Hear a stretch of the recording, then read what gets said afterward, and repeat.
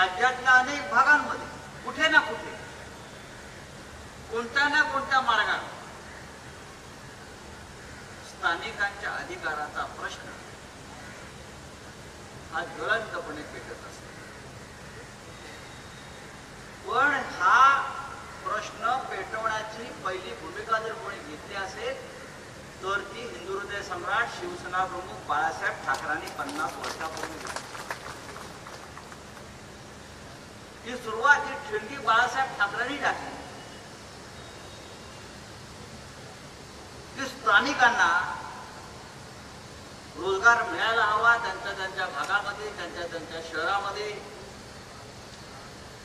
त्यांच्या राज्यामध्ये,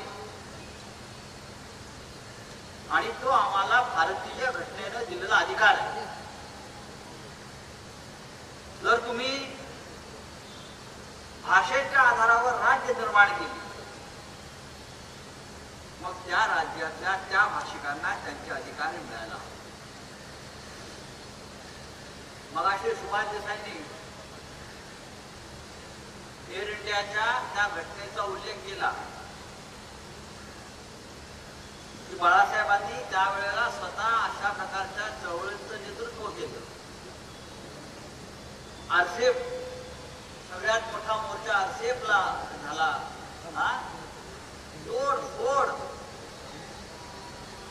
तोडफोड म्हणजे किती मोठा इतिहास आहे आपला तोडफोडीचा. ते जाऊन त्या मिंद्रेला सांगा. तोडफोड एअर इंडिया. पण एअर इंडिया मधली ती क्रांतिकारक घटना घडली. बाळासाहेब ठाकरे यांच्या नेतृत्वाखाली आपण नोकऱ्या मागायला गेलो आणि नोकऱ्यांवर चर्चा सुरू असताना नंदा नावाच्या माणसाचा सूर बदलल्यावरती एका शिवसैनिकाने त्या नंदाच्या कानफटात मारली आणि तो खणखणीत आवाज कानफटात मारल्याचा दिल्लीपर्यंत गेला. दिल्लीपर्यंत पोहोचला.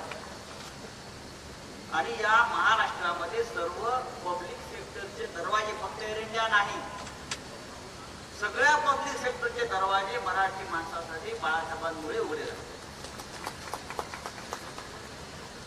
पण एअर इंडियामध्ये ही कानफटात मारण्याची कृती घडण्याआधी बाळासाहेबांच्या घरी, शिवसेना प्रमुखांच्या घरी एक बैठक झाली एअर इंडियाच्या अधिकाऱ्यांची.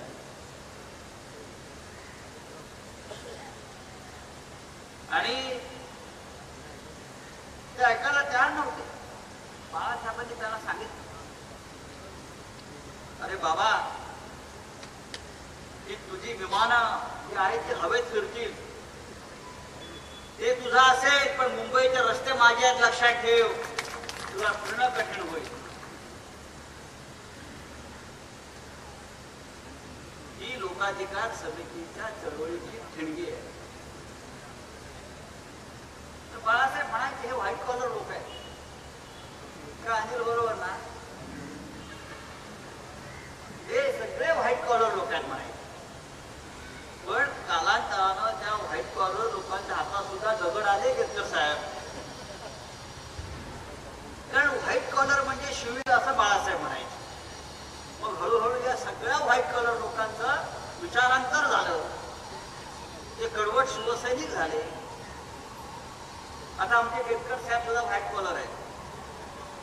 पण मला माहिती आहे शिवसेनेच्या त्यावेळेच्या चळवळीत त्यांनी सुद्धा हातात दगड घेतलेला आहे की नाही विचारा. प्रत्येक व्हाईट कॉलर